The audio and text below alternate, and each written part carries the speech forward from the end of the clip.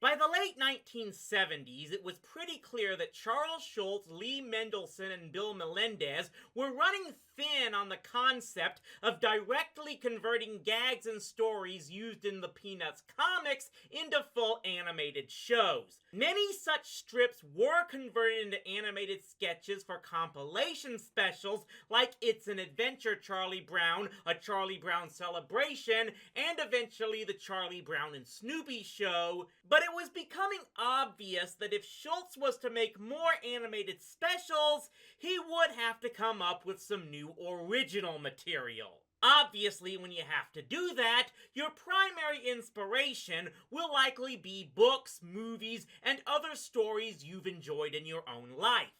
And here we have one such clear inspiration. Whether or not it works is up to you. You'll see what I mean as we get into What a Nightmare, Charlie Brown. We open with Charlie Brown apparently having the dream of operating a dog sled, and naturally wanting Snoopy to be his sled dog. I'll harness you to my sled and you'll pull it. Mush, mush!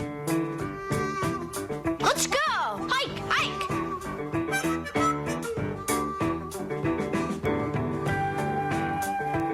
When I say mush, you're supposed to pull the sled! That sounds suspiciously like work, and I'm pretty sure that's not in my contract. So Charlie tries to demonstrate for Snoopy. This goes as well as you would expect it to.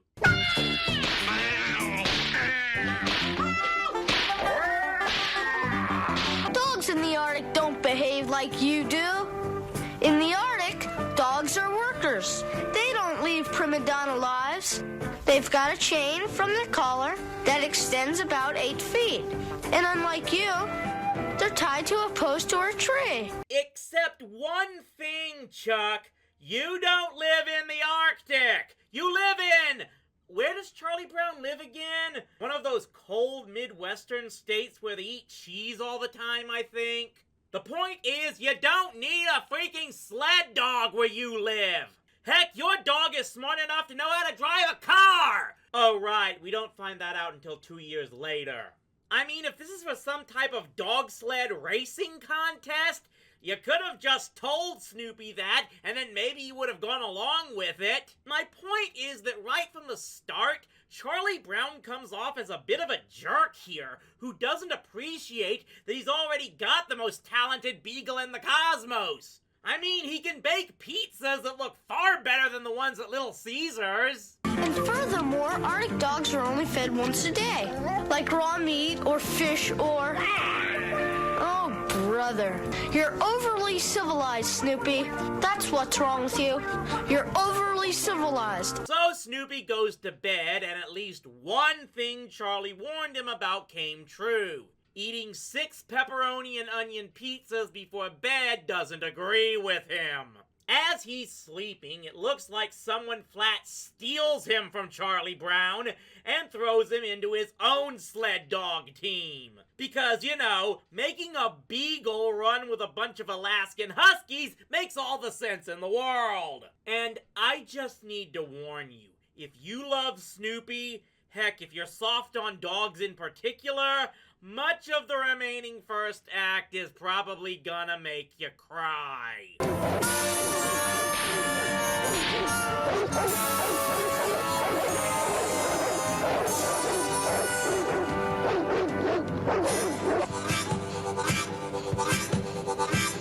And if you think the driver is cruel, that's nothing compared to how the other dogs treat him.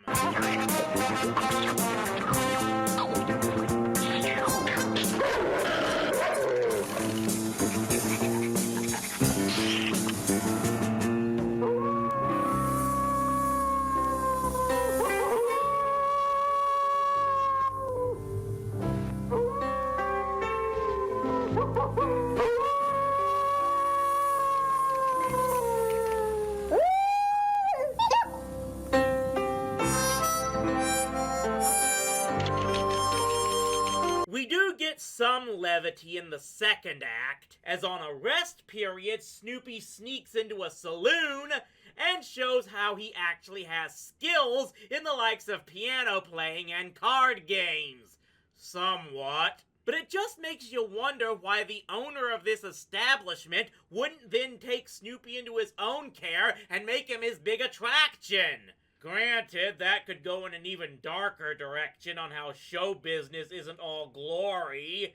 Yeah, I know, we'll get to that one eventually. But of course, that's ultimately not where this story goes, because surely by now many of you watching have already gotten the connection here if you didn't know it already. This special was clearly inspired by Jack London's The Call of the Wild. The story of a domesticated but unruly dog that is stolen and forced to be a sled dog in the harsh lands of the early 20th century Yukon, gradually forced to become more primitive and vicious himself in order to survive. And, yep, by the third act here, that's what Snoopy has to eventually become himself. He starts bearing pointed canine teeth, begins walking on all fours, and then...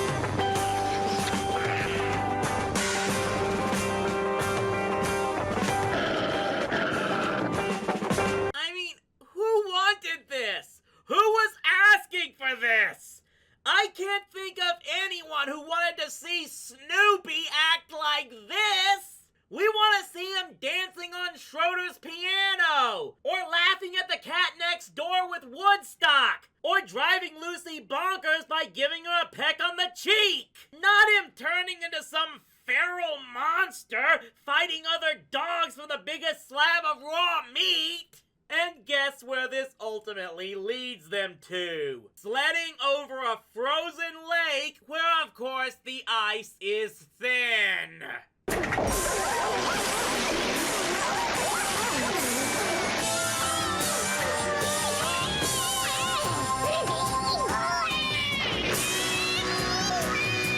Are you crazy, Schultz? You're actually going to kill Snoopy like this? Have you no heart? Have you no compassion? Why would anybody want to see the greatest dog ever meet such a horrible end like this?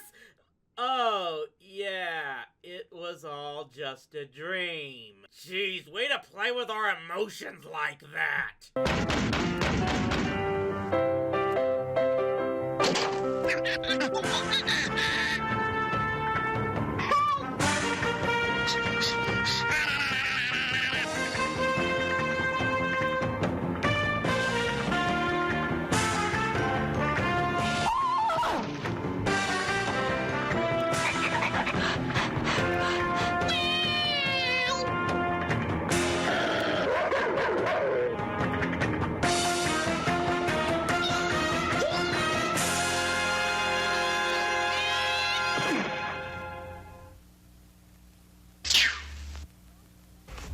Okay, come on in.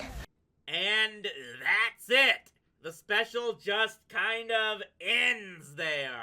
So yeah, this was an experiment to be sure. It's definitely around the time when Schultz, Mendelsohn, and Melendez were willing to try some new things, not just with the story itself, but also with elements like the music, as this was near the start of the post-Vince Guaraldi era. I give credit for it being one of the first completely original Peanut specials, one that didn't rely on just transferring the old strips to celluloid, but I don't think anyone was asking for the Peanuts version of Call of the Wild. It's not as bad as It's Your First Kiss, Charlie Brown, which premiered a year before this one, but All else I can say right now is at least the specials did get better by the 1980s, in my view. And don't you worry, we'll be talking about one of those next time.